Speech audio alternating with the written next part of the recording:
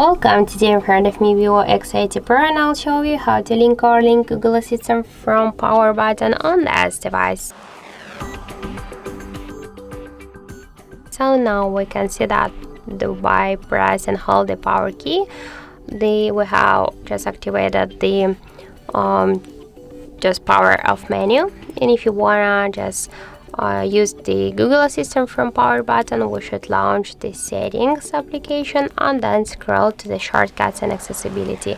After that, click here to press and hold power button, tap here and just switch your power and emergency menu to launch Google Assistant. Then just tap to OK, and now by press and hold the power key, tap here to OK, and we can see that the Google Assistant is activated. If you want to turn off this feature, just by the same way, go to the shortcuts and accessibility, press and hold power button and switch launch Google Assistant to power off menu. Tap to OK, and that's it. So thank you for watching, and if you find this video helpful, don't forget to leave a like, comment and to subscribe our channel.